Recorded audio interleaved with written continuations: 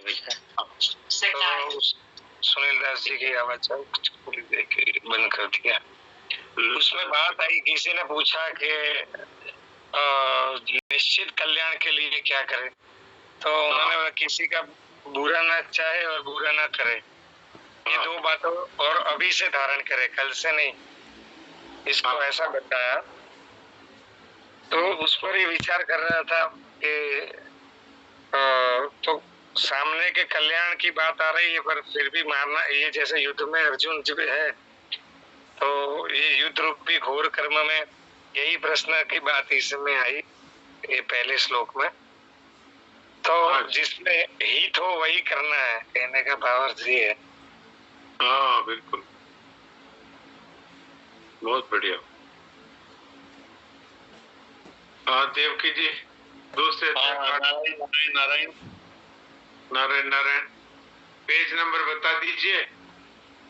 Page number 131। अच्छा 131 और दूसरे अध्याय का 48वां श्लोक। 131।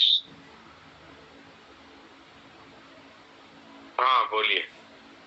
योगस्थ कुरु कर्माणि संगम त्यक्त्वा धनंजय सिद्ध सिद्धो समो भूत्वा समत्वम योग उच्यते। जनार्दन, तुम आसक्ति का त्याग करके सिद्धि और असिद्धि में सम होकर योग में स्थित हुआ, कर्मों को कर, क्योंकि समत्व में ही योग कहा जाता है।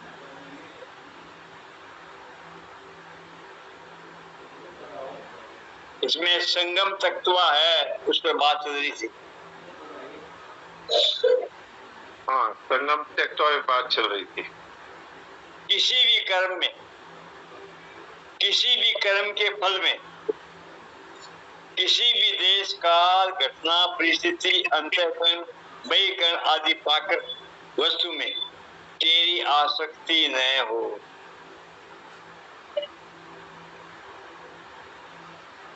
किसी भी कर्म में, किसी भी कर्म के फल निर्लिप्तता पूर्वक कर्म कर सकता है। अगर तू कर्म फल आदि किसी में भी चिपक जाएगा तो निर्लिप्तता कैसे होगी, और निर्लिप्तता रहे बिना वह कर्म मुक्तिदायक कैसे होगा।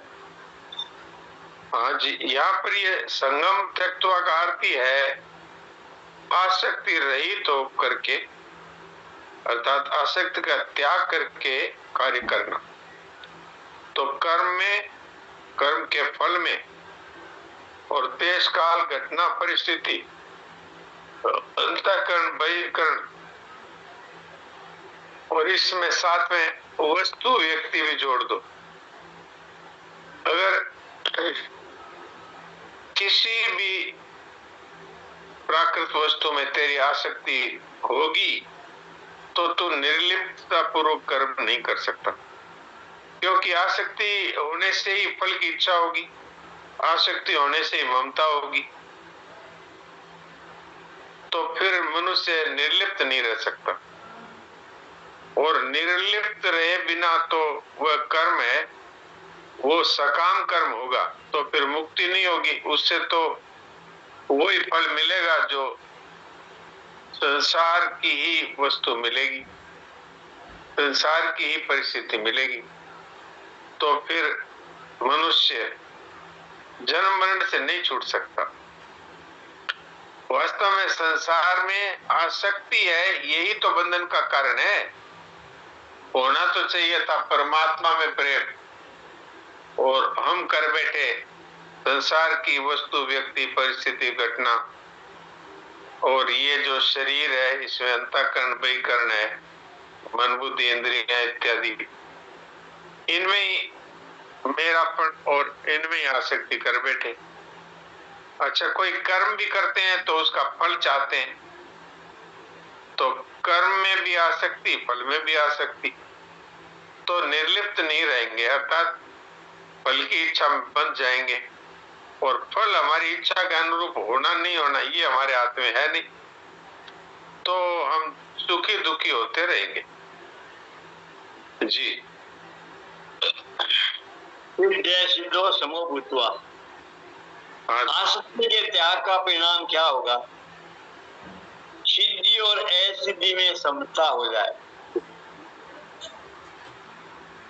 ये है कर्म का पूरा होना, हाँ, कर्म का पूरा होना अथवा नहीं होना, सांसारिक दृष्टि से उसका फल अनुकूल होना अथवा प्रतिकूल होना,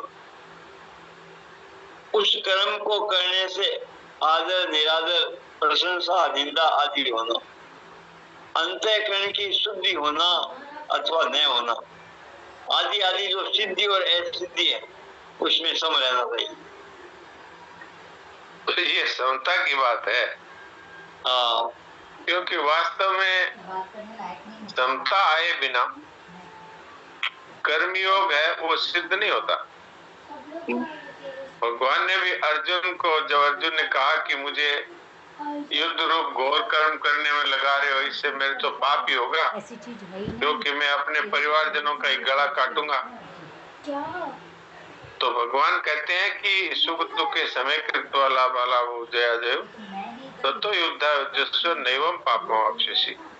यदि तू केवल कर्तव्य की दृष्टि से सुख दुख लाभ हानि जय पराजय को समान समझ करके युद्ध करेगा तो तुझे पाप नहीं लगेगा। अर्थात निर्लिप्तता पूर्वक अगर हम कार्य करेंगे, बदले में उसका कोई फल न चाहेंगे, तो वो हमें नहीं बांध सकता। अब इसमें सिद्धि असिद्धि में दो तरह की बात है। एक तो ये काम कर रहे हैं, ये पूरा होगा कि नहीं होगा, ये भी सिद्धि और असिद्धि हुई। और एक है जो उसका फल मिलेगा वो हमारे चाहे अनुसार होगा कि हमारे चाहे के विरुद्ध होगा। तो दोनों में ही जब तक हम सम रहेंगे, दोनों में ही सम रहेंगे, तभी वास्तव में हमारा कर्मयोग सिद्ध होगा, तभी हमारी समता रहेगी। अब ये है कि उसके फल में आदर निरादर प्रशंसा निंदा, इनमें यदि हम फंसेंगे तो हम निर्लिप्त नहीं रह सकते। इनमें सम होना, ये जो सम होने की बात है, इस विषय में शंकराचार्य जी ने नीचे टिप्पणी में कहा है, हे धनंजय, योग में स्थित होकर केवल ईश्वर के लिए कर्म कर, उसमें भी ईश्वर मेरे पर प्रसन्न हो जाए, इस कामना को छोड़कर कर्म कर। फल तृष्णा रहित पुरुष के द्वारा कर्म किए जाने पर अंतःकरण की शुद्धि से उत्पन्न होने वाली ज्ञान प्राप्ति सिद्धि है, और उससे विपरीत ज्ञान प्राप्ति का न होना सिद्धि है। ऐसे सिद्धि असिद्धि में सम होकर, अर्थात दोनों को समान समझकर कर्म कर। वह कौन सा योग है जिसमें स्थित होकर कर्म करने के लिए कहा है? यही वह योग है। कौन सा? सिद्धि असिद्धि में सम होना, इसी को योग कहते हैं। सिद्धि सिद्धो समो भूत्वा। हाँ, तीसरा पैरा पढ़िए, कर्मयोगी इतनी समता। ये कर्म का पूरा होना अथवा नहीं होना, हाँ, सांसारिक दृष्टि से उसका फल अनुकूल होना अथवा प्रतिकूल होना, उस कर्म को करने से आदर निरादर प्रशंसा निंदा होना, अंतःकरण की शुद्धि होना अथवा नहीं होना, आदि आदि जो सिद्धि और असिद्धि है उसमें सम रहना चाहिए। और इस बारे में बात हो गई। अब इससे आगे का पैरा पढ़िए। हे धनंजय, योग में स्थित होकर केवल ईश्वर के लिए कर्म कर, उसमें भी ईश्वर मेरे पर प्रसन्न हो जाए, ये कामना, ये संग भी, संग को छोड़कर कर्म कर। फल तृष्णा रहित पुरुष के द्वारा कर्म किए जाने पर अंतःकरण की शुद्धि से उत्पन्न होने वाली ज्ञान प्राप्ति तो सिद्ध होती है, उससे विपरीत ज्ञान प्राप्ति का न होना असिद्धि है।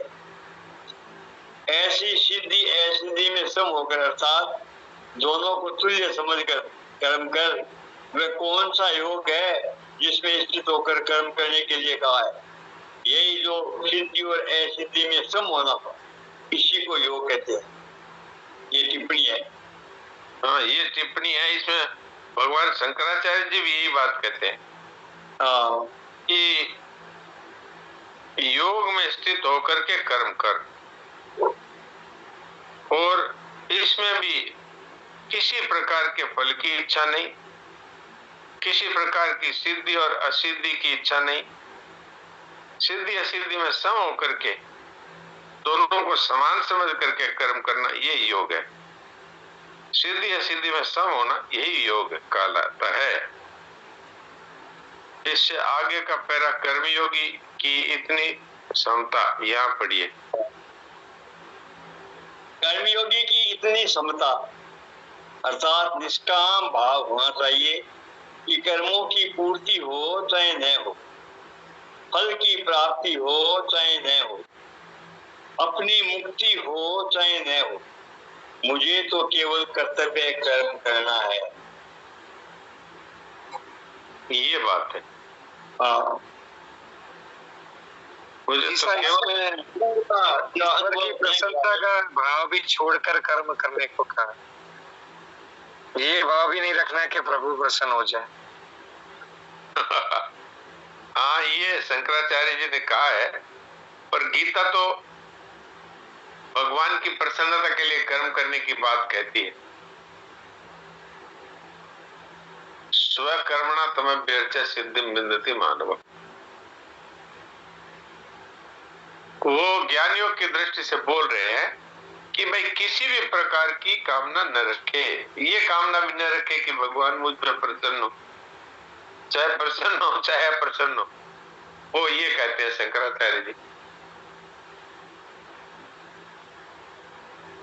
हाँ जी, तो यहाँ पर ये बात कही है, इतना निष्काम भाव होना चाहिए कि चाहे कार्य पूरा हो चाहे ना हो, फल की प्राप्ति मन के अनुकूल हो अथवा न हो, मुक्ति हो चाहे ना हो, अपने तो केवल कर्तव्य कर्म करना है।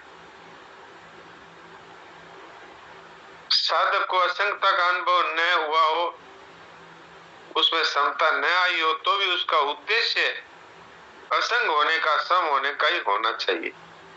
क्योंकि जो बात उद्देश्य में आ जाती है वही अंत में सिद्ध हो जाती है।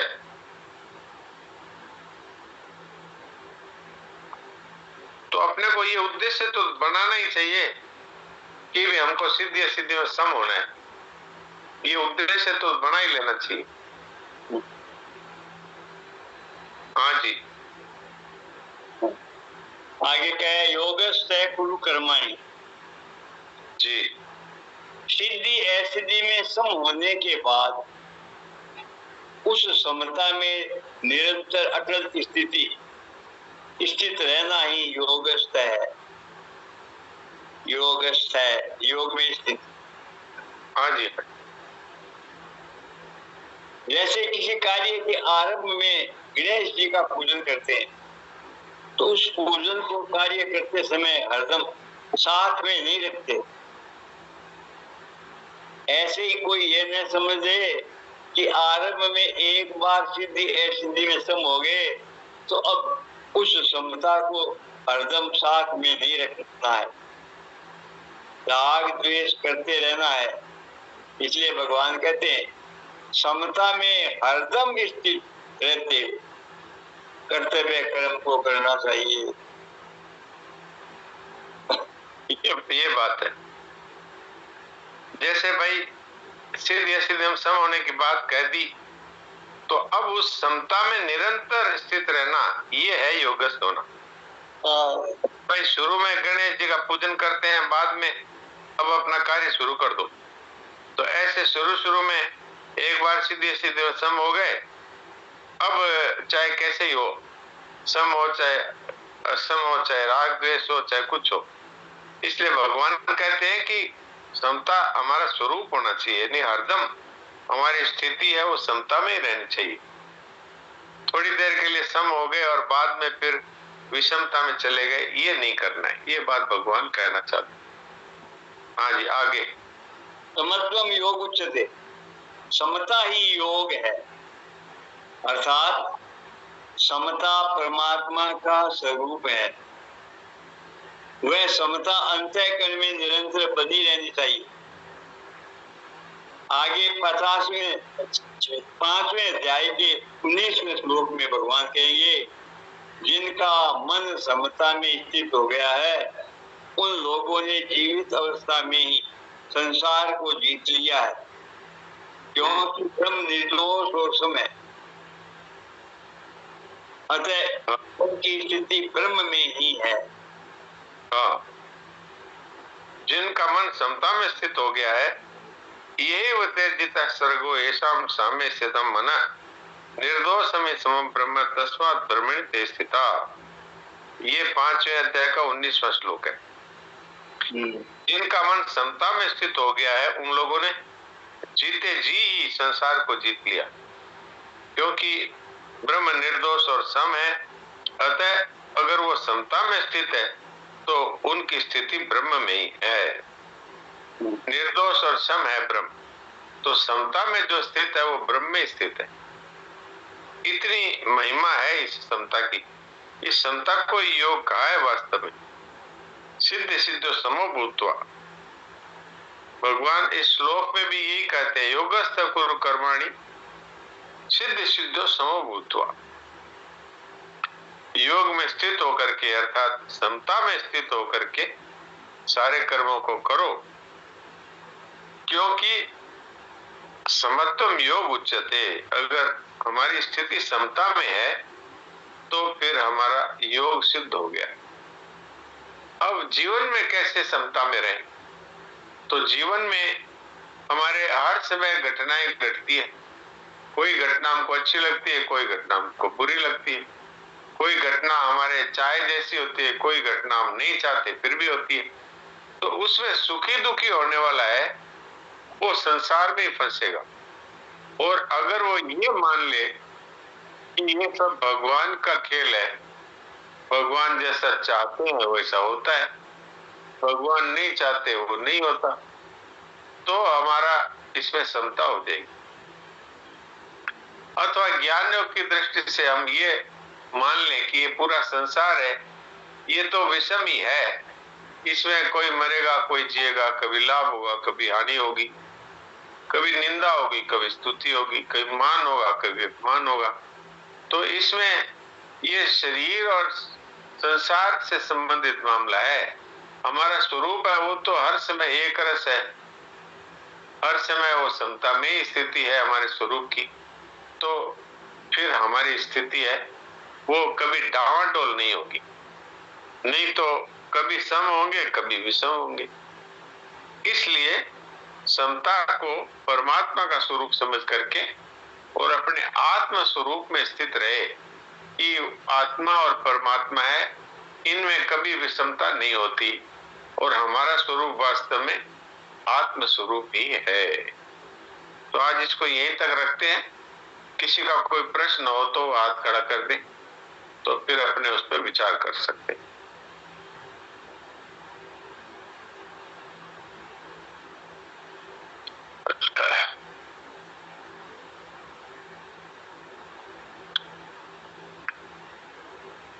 नारायण नारायण। ऐसा समता का इतना महत्व है न, सुख में न सुख में न उससे लालच आगे, मतलब उसमें मोहित होना है, और दुख में ना ही दुखी होना है। हाँ, हर समय एक सी स्थिति। हाँ, वो तो तभी रह सकती है जब हम शरीर में अपने आप को स्थित मानना छोड़ करके और अपनी आत्मा में अपनी स्थिति का अनुभव करें, तब होगा ये। अथवा ये सब कुछ घटनाएं हैं परमात्मा के मंगल विधान से होती है, तब हम सम रह सकते हैं। रामानंद जी क्या पूछते हैं? रामानंद जी बोलिए।